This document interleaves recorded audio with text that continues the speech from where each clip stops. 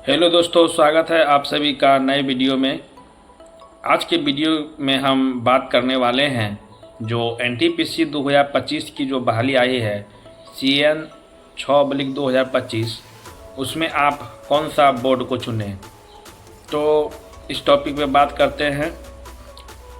तो सबसे पहले आप ये देख लें, हालांकि वैकेंसी कुल मिला के 5810 वैकेंसी है।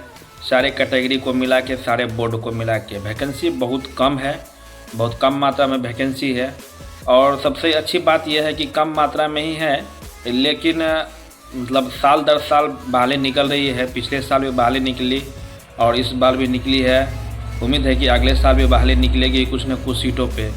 तो एक ही छात्र को अगर वो चुक रहे हैं तो बार बार उनको मौका मिल रहा है प्रयास करने के लिए, लेकिन अनुमानित से बहुत कम सीट। तो जब आप फॉर्म फिल करने जा रहे हैं तो आप सबसे पहले तो नोटिफिकेशन को पूरी तरीके से पढ़ लें। उसमें जो है पिछले वैकेंसी में ही, मतलब सेक्शन कंट्रोल का जो बहाली आया है इससे पहले, उसमें ही जो आपका रिजर्वेशन अगर आप चाहते हैं, अगर आप रिजर्वेशन कैटेगरी से आते हैं तो आपको जो भी प्रमाण पत्र है EWS, OBC, SC, ST वो करंट ईयर का बना हुआ होना चाहिए। यानी कि जो करंट फाइनेंशियल ईयर है 1 अप्रैल 2025 के बाद होना चाहिए। जब भी आप फॉर्म फिलअप कर रहे हैं, अभी 1 महीना डेट है, 1 महीना यानी कि जिस डेट को आप फॉर्म फिलअप कर रहे हैं उससे आप पहले का 1 दिन 2 दिन पहले का भी आप बना करके उसमें लगा सकते हैं, तभी वो उसी फॉर्म को वैलिड मान्य करेगा, जो कि अच्छा पहल है। साल दर साल जो है नए नए प्रमाण पत्र उनको मिलेंगे। वेरिफिकेशन के टाइम में भी दिक्कत नहीं है, छात्र को भी दिक्कत नहीं है, स्पष्ट क्लियर कर दिया है इस बार। तो वैकेंसी भरने से पहले जो आप हर एक बोर्ड का अंदाज़ा लगा लीजिए कि इसमें कितना सीट है, कैटेगरी वाइज कितना सीट है, क्योंकि कुछ कुछ कैटेगरी में 0 सीट है। हो सकता है आप उस कैटेगरी में फॉर्म भर दीजिएगा, उसमें सीट आपका 0 रहेगा। तो आप देख लीजिए। हालांकि पटना बोर्ड को हमेशा देखे हैं जिसमें कि जनरल और OBC दोनों का 0 सीट है। तो पटना बोर्ड में सिर्फ जो SC ST या EWS वाला छात्र हैं वो सब भर सकेंगे। और बाकी वैकेंसी भरने से पहले कुछ फैक्टर पे आपको ध्यान रखना है। पहला फैक्टर ये है कि आप देख ले, आप अगर फ्रेशर हैं, पहली बार बहाली में भाग ले रहे हैं इस एग्ज़ाम में, तो आप कोई सा भी बोर्ड चूज कर सकते हैं। सीट के अकॉर्डिंग जा सकते हैं, जहाँ ज़्यादा सीट होगा वहाँ भी आप जा सकते हैं।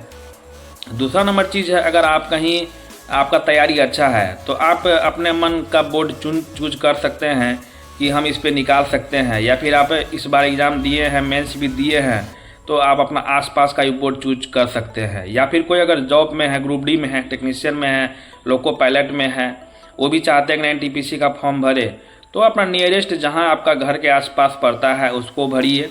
या फिर अगर आपको जॉब से ज़्यादा, आप ग्रुप डी में हैं, अगर ट्रैकमैन है तो आपको निकलना ही है वहाँ से, तो आप दूर भी जा सकते हैं, उसमें कोई इशू नहीं है।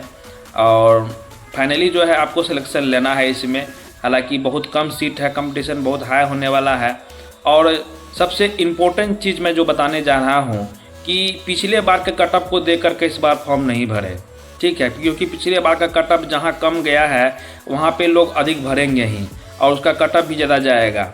लेकिन ये चीज़ बहुत हद तक सही भी है, बहुत हद तक गलत भी है, क्योंकि मैं गुवाहाटी बोर्ड से इस बार फॉर्म अप्लाई किया था और मेरा प्री हुआ भी था।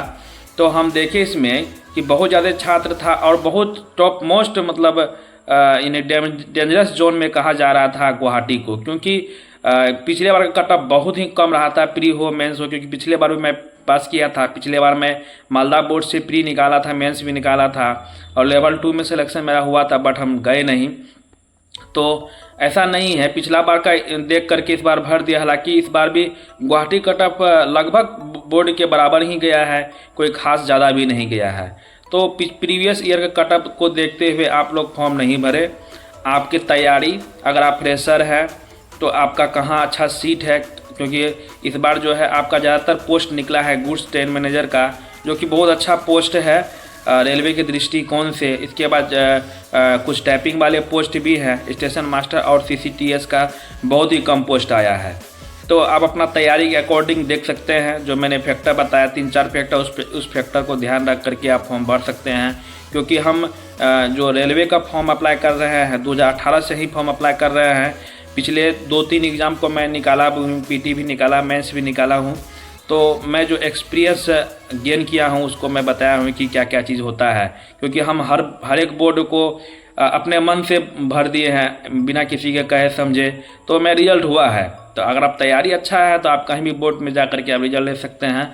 और सबसे बड़ा चीज़ है कि अगर आप बहुत दिन से तैयारी में हैं, अगर आपको जॉब लेना है तो आप कहीं भी भाई भर के जॉब पहले लीजिए, इसके बाद आप सोचिए कि नज़दीक और दूर। क्योंकि मैं भी पहले असम में था, इसके बाद मैंने दूसरा बहाली में फॉर्म भरा हुआ था, तो तैयारी करता रहा, तो मैं भी बिहार में जॉब कर रहा हूँ। तो इसी तरीके से आप हर एक बात को ध्यान में रखते हुए फॉर्म को भरें, किसी के कहने पे बहकावे कटअप देख करके ज़्यादातर फॉर्म नहीं भरें।